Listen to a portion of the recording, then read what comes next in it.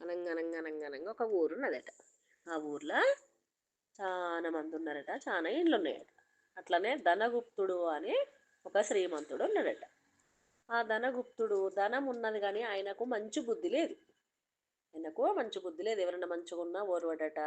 ఎవరికైనా డబ్బులు వచ్చినా ఓర్వడట. తనకే రావాలి, తనే అనుభవించాలి, ఎక్కువ ఖర్చు పెట్టొద్దు, పిల్లలకు కూడా ఎక్కువ ఖర్చు పెట్టాడట, భార్య పిల్లలకు. ఇట్లా దాన ధర్మాలు లేవు, ఏం లేవు. గుడికి పోతాడట, వాటికనే దండం పెట్టుకొని వస్తాడట. అయితే ఇట్లా కాలం గడిచిపోతుంది. కాలం గడిచిపోతుంటే ఆ ఊర్లో ఒక ఇట్లా మామూలు కుటుంబాలు ఉంటాయి కదా. ఒక కుటుంబం ఏం చేసిందట, వాళ్ళ పాకల పని చేసుకుంటూ ఉంటున్నారట. వాళ్ళ పాకల పని చేసుకుంటూ ఉంటున్నాడు. తల్లి తండ్రి ఇద్దరు పిల్లలు, ఆ నలుగురు. వాళ్ళతోటి మస్తు పని చేపిస్తాడట. మస్తు పని చేపిస్తుంటాడట. అయితే ఆయన ఏం చేశాడట, ఈ పని అంతా చేస్తాడు. చేస్తాడు, భార్య ఇంత అన్నం పెడితే తింటాడు. అక్కడ ఆ ఊర్లో ఒక రామాలయం ఉన్నదట. ఆ రామాలయం ముందట బిచ్చం ఎత్తుకుంటాడట. ఆయన ఆయన పేరు సోమయ్య. ఆయన గుడి ముందట సాయంత్రం కాగానే పోయి భిక్షాటన చేస్తాడట. ఆ గుడికి వచ్చిన వాళ్ళు ఉంటారు కదా, వెళ్ళేటప్పుడు ఇంత 5 పైసలో 10 పైసలో పావులనో ఓ కొబ్బరి చిప్పనో ఓ పండో ఓ స్వీటో వేసుకుంటూ పోతారు కదా. ఇట్లా పాపం పొద్దంతా పని చేస్తాడు, భార్య పెట్టింది తింటాడు, సాయంత్రం కాగానే గుడి ముందట కూర్చుంటాడు. ఆ వచ్చినవి తీసుకొని ఆ దేవుని దండం పెట్టి వచ్చినవి తీసుకొని పోయి ఆ భార్య పిల్లలకు కడుపు నిండా పెడుతున్నాడట. ఇట్లా కాలం గడిచిపోతున్నది. కాలం గడిచిపోతుంది, కొంతకాలం గడిచిపోయింది. గడిచిపోయిన తర్వాత ఈ ధనగుప్తుడు ఉన్నాడు కదా, ఈ ధనగుప్తుడు కూడా గుడికి వస్తాడట. గుడికి వస్తాడు కానీ వట్టిగానే దండం పెట్టుకొని పోతాడట. కనీసం పూజారి గారికి ఒక పావుల కూడా వేయడట. వస్తాడట, కొంచెం హాయిగా దండం పెట్టుకుంటాడట, పోతాడట. ఇంకా ఆ సోమయ్య కుటుంబాన్ని ఇంకా వేధిస్తుంటాడట. ఇంత మీకు కిరాయి పెంచుతా, ఈ పని చేయాలి, మీరు ఆ పని చేయాలి, ఆ? ఈ పనికి గింతే ఇస్తా, ఆ పనికి ఇంతే ఇస్తా అని చెప్పి వాళ్ళను ఏదో రకంగా మాటలతోటి వేధిస్తుంటాడట.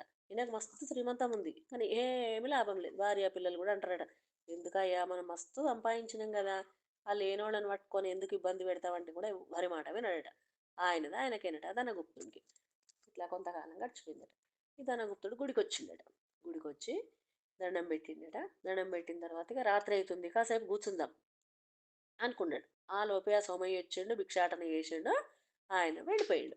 పూజారి కూడా ఎటో ఎవరింటికో ఏదో కార్యక్రమం ఉందని చెప్పి ఆ పూజారి కూడా, అయ్యా ధనగుప్తుల గారు మీరు కాసేపు ఉంటారు కదా ఇక్కడ, నేను తాళం వేస్తలేను, ఒకళ్ళ ఇంటికి పోయి రావాలి, మీరు ఉంటారు కదంటే నేను ఉంటా, మీరు పోయి రండి అన్నాడట ధనగుప్తుడు. అనగానే ఈ పూజారి గారు ఊర్లకు బయలుదేరిండట. అదే ఆ ఊర్లోనే ఎవరింటికో బయలుదేరిండట. ఇక ఈయన అక్కడ కూర్చున్నాడట. కూర్చుంటే ఇక రాముడు రామాలయం అన్నప్పుడు ఆంజనేయ స్వామి గుడి కూడా ఉంటుంది కదా. ఇట్లా అటు ఇటు చూసుకుంటూ కూర్చుండాడు. ఎవరు వస్తున్నారు ఎవరు పోతున్నారు అనుకుంటూ చూసుకుంటూ కూర్చున్నాడు ఈ ధనగుప్తుడు. కొంతకాలం గడిచిపోయింది. గడిచిపోయిన తర్వాత ఆయన ఈ రామయ్య మన శ్రీరామచంద్రుడు ఏమన్నాడట, హనుమా అని పిలిచిండట. అనగానే ఆంజనేయ స్వామి, అయ్యా రామా, నేను ఇక్కడనే ఉన్నా అన్నాడట. అనగానే సరే సరే నువ్వు ఉన్నావు కానీ మన వాకిట్ల మన గుడి ప్రాంగణంలో ఒక సోమయ్య అనే భిక్షాతను ఉన్నాడు. ఆయన ఇక్కడ వచ్చి భిక్షాటన చేస్తున్నాడు. ఆ వచ్చిన తాడంతో భార్య పిల్లలకు ఏదో సర్దుకుంటున్నారు. ఆయనకు ఇవాళ ఎట్లా వేసి 1000 వరహాలు వచ్చేటట్టు చెయ్యి. ఆయనకు ఆయనకు ఒక 1000 వరహాలు ఇప్పి ఆ సోమయ్యకు అని రామయ్య ఆంజనేయ స్వామితో అన్నాడు. అనగానే సరే రామా సరే అన్నాడట హనుమంతుడు. అయిపోయింది. అయిపోగానే ఆయన ఈ మాటలన్నీ ధనగుప్తుడు విన్నాడు. ధనగుప్తుడు విని, అమ్మో ఏమి లేని సోమయ్యకు 1000 వరహాలు వస్తాయా ఇప్పుడు? ఇప్పుడంటే ఈ- ఎప్పుడో ఆయన భిక్షాటన చేస్తున్నప్పుడు ఎవరో వచ్చి వేసిపోతారో లేకపోతే ఎవరైనా తెచ్చిస్తారు. ఆయన ఉద్దేశం ఏంటంటే ఆయన భిక్షాటన చేస్తున్న టైంలోనే ఆ రాముడు ఇమ్మన్నాడు, ఆంజనేయ స్వామికి చెప్పాడు. అమ్మో ఇది ఎట్లన్నా చేసి నాకే వచ్చేటట్టు చేసుకోవాలి, ఆ 1000 వరహాలు నాకే కావాలి అని చెప్పి అనుకొని ఎప్పుడు పూజారి వస్తాడా, ఎప్పుడు అక్కడి నుంచి వెళ్ళిపోదామా అని ఎదురు చూస్తున్నాడు. ఇంతట్లా పూజారి వచ్చిన్నాడు. పూజారి రాగానే అయ్యా అయ్యా నేను పోతున్నా ఇక అని దాని గొప్ప టక టక టక టక తన ఇంటికి వెళ్ళిపోయింది. ఇంటికి వెళ్ళిపోయి ఆ పాకల ఈ కుటుంబం ఉంది కదా, సోమయ్య కుటుంబం ఉన్నది కదా, వాళ్ళ దగ్గరికి పోయినాడు. పోయి అప్పుడు ఇక ఆయనకి ఇక ప్రేమ వస్తుంది అన్నట్టు వాళ్ళ మీద. ఎందుకంటే 1000 వరహాలు ఈయనకే కావాలి కదా! ఏదన్నా చేసి తీసుకోవాలి అని చెప్పి ఏం చేసిండట, సోమయ్య సోమయ్య నీకొక 500 వరహాలు ఇస్తున్నా నీకు. నీకు 500 వరహాలు ఇస్తున్నా. ఈరోజు నువ్వు గుడి ముందట భిక్షాటన చేస్తావు కదా! అందులో వచ్చినయన్నీ నాకే ఇయ్యాలి. నువ్వు ఈరోజు భిక్షాటనలో నీ జోలలో ఏది పడ్డా అది నాకే. సరేనా? అన్నాడు. అనంగానే సోమయ్య కుటుంబానికి ఆశ్చర్యం అయితుందట. ఇదేంది? ఈయన పెళ్ళికి బిచ్చం కూడా వెయ్యడు. ఎన్నడూ కూడా మాకేమి ఇయ్యకపోవు. ఇన్ని పాలు వెతుకుతున్నా, ఇంత పని చేస్తున్నా కూడా మాకు ఒక్కనాడు పాల చుక్క కూడా మాకు మిగిలనియ్యకపోవు. ఇక మీద నుంచి కసురుకునేది, ఎక్కువ పని చెప్పేది. అట్లాంటిది 500 వరహాలు ఎందుకు ఇస్తున్నాడు? అలా ఆశ్చర్యపోయినాడు. ఈ ధనగుప్తుడికి ఏంటంటే 500 వరహాలు ఇస్తే 1000 వరహాలు వస్తాయి కదా! ఇంకా 500 వరహాలు ఈయనకు వచ్చేస్తాయి కదా! ఆ ఆశతోటి 500 వరహాలు ఈ సోమయ్యకి అప్పచెప్పిండు. ఈ సోమయ్య భార్య తీసుకొని జాగ్రత్త చేసుకున్నాడు. జాగ్రత్త చేసుకుంది. ఇక ఈయన సోమయ్య కుటుంబం ఏమనుకున్నట, ఏమున్నది మా అంటే కొబ్బరి చిప్ప ఓ పావుల ఓ ఆటాన్నో ఓ రూపాయి కన్నా ఎక్కువ పడాయి, ఓ పండో ఫలమో పడుతుంది. గవ్వే కదా ధనగుప్తుడు అడుగుతున్నది. ఇచ్చేస్తేవే. ఆయనకేమనిపించిందో కావాలనుకుంటుండేమో ప్రసాదంగా తీసుకుంటాడు కావచ్చు అని చెప్పి ఈయన వీళ్ళు ఏం పెద్దగా ఆలోచించలేదట. 500 వానహారం మంచిగా దాచిపెట్టుకున్నాడట. దాచిపెట్టుకొని ఇక ఇంతట్లకు ఈ మళ్ళీ ఈయన భిక్షాటనకు బయలుదేరిందట. ఇక ఈ ధనగుప్తుడు గద్దె మీద కూర్చున్నాడట. రాత్రి అవుతున్నది. ఈ సోమయ్య భిక్షాటనకు అక్కడ ఒక పంచ పరుచుకొని కూర్చున్నాడు. గుడికి వచ్చిన వాళ్ళు ఉంటారు కదా, వస్తున్నారు.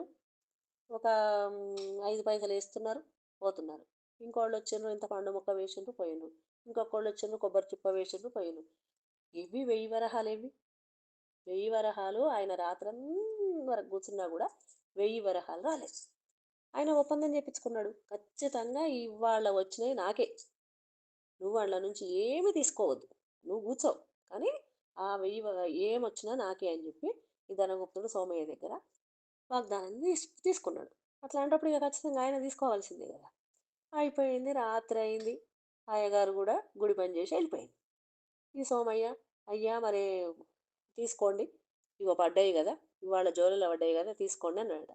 ఏం చేస్తాడు సోమయ్య ముందు బయటపడలేడు కదా, గలీజ్ ఉంటుంది కదా వాళ్ళ ముందట. తక్కువ వాళ్ళ ముందట ఎక్కువ గలీజ్ ఉంటుందని ఏం చేసిండట, ఆ జోలే దగ్గరికి కట్టుకుండట, పట్టుకుండట. సోమయ్య నువ్వు వెళ్ళిపో అన్నాడు. వెళ్ళిపోనగానే ఆ సోమయ్య వెళ్ళిపోయింది. వెళ్ళిపోయిన తర్వాత ఈ సోమయ్య భార్య ఏం చేసిందట, 500 వరహాలు ఉన్నాయి కదా, మంచిగా అప్పటిదప్పుడే ఒక ఇల్లు ఆ చుట్టుపక్కల ఉంటాయి కదా, తక్కువకో ఎక్కువకో ఓ ఇల్లు మోపు చేసుకుందట. బియ్యము అవి ఇవి అన్నీ ఆమె చేసే పనులన్నీ ఆమె చేసుకుందట. 500 వరహాలతోటి ఆమె కొంత పక్కకు పెట్టుకొని మిగతా వాటితో ఇల్లు తీసుకుందట. ఆ వాళ్ళ ప్రయత్నంలో వాళ్ళు ఉన్నదట. ఇక ఈ ధనగుప్తుడు కోపం వచ్చింది. ఈ రాముడు ఏంది, రాముడు ఇట్లా చెప్పి ఆంజనేయ స్వామి ఏమో ఇప్పిస్తానే మంచిగా ముచ్చట పెట్టుకున్నారు, నేను విన్నా. ఇప్పుడేమో చప్పుడు లేదు. ఈ కొబ్బరి చిప్ప అరటి ముక్క ఈ పావుల నేనేం చేసుకుంటా, 1000 వరహాలు ఎక్కడ వాయే, నా 500 వరహాలు నేను ఇచ్చేస్తే తీసుకుపోయి 1000 వస్తాయి, నాకు 500 ఇంకా మిగులుతాయి అని చెప్పేసి అనవసరంగా నేను తొందరపడి ఇచ్చొస్తుంది అని చెప్పి ఏం చేసిండట రామయ్య. ఏందయ్యా ఇదంటే రాముడు చప్పుడు లేదట. ఆంజనేయ స్వామి దగ్గరికి పోయిందట. పోయి ఏమయ్యా ఆంజనేయ స్వామి, 1000 వరహాలు ఇప్పిస్తా అంటివి కదా, ఇవి ఈ కొబ్బరి చిప్ప పండు ముక్కనేనా నువ్వు ఇప్పించేది అని చెప్పి చెయ్యెత్తిండు ఆంజనేయ స్వామికి. చెయ్యెత్తంగానే ఆయన ఆంజనేయ స్వామి తోకతోటి ఆ చెయ్యిని గట్టిగా చుట్టేసాడు. ఆంజనేయ స్వామి గట్టిగా చుట్టి దగ్గరికి పట్టేసుకున్నాడు. ఆయన కథలు వస్తలేదు, మెదలు వస్తుంది, పట్టేసాడు. ఇక మొత్తం ఇక తోకతోటి గట్టిగా చెయ్యి చుట్టి పట్టేసుకున్నాడు దగ్గరికి. మొత్తుకున్నాడు, అయ్యో అయ్యో అయ్యో అయ్యో నన్ను పట్టుకున్నాడు అని చేసి అక్కడ చుట్టుపక్కల ఎవరూ లేరు. పూజారి లేడు, బిచ్చగాళ్ళు లేరు, భక్తులు లేరు, ఎవరు లేరు. గుడి బంద్ అయింది, అర్ధరాత్రి అవుతున్నది. అరుస్తున్నాడు ఆంజనేయ స్వామి. చప్పుడు లేదు, రాముడు చప్పుడు లేదు, ఏమి లేదు. ఎక్కడ పాపం రా నేను ఇట్లా ఇరికిపోతాయి అని చెప్పి ఆయనతో ఏడుస్తున్నాడు.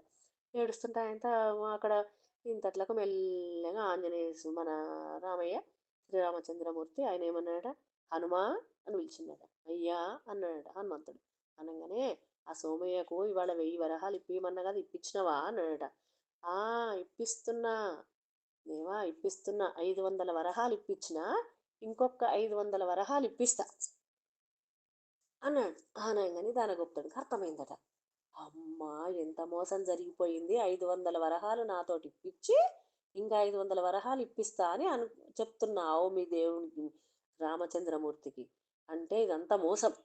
అంటే నీ దురాశ, నువ్వు విన్నావు. విన్నంత మాత్రాన నువ్వెందుకు తొందరపడి ఇచ్చొచ్చినావు? నీకు తగిన శాస్తి ఎయ్యాలనే నేను ఇట్లా చేసినా. నువ్విప్పుడు ఆ సోమయ్యకి 500 వరహాలు ఇస్తేనే నీ చెయ్యి వదిలిపెడతా. లేకపోతే ఇట్లనే ఉంటావు. ఊరు మొత్తం తెలిసిపోతుంది నువ్వు ఇట్లా మోసం చేసినావని చెప్పేసి. సోమయ్య కుటుంబాన్ని ఇబ్బంది పెట్టినావు, మోసం చేసినావని చెప్పి మొత్తం ఊరంతా తెలిసిపోతుంది. ఇప్పుడు 500 వరహాలు ఇప్పిస్తావా? ఇట్లనే గట్టిగా పట్టుకోవాలి రేపు పొద్దుటి దాకా, భక్తులు పూజారి వచ్చేదాకా. అనగానే తప్పయింది తప్పయింది తప్పయింది అని ఆయన మొత్తుకుంటుండట. ఇంతట్లకి ఇక భార్య పిల్లలు ఉరికొచ్చినట.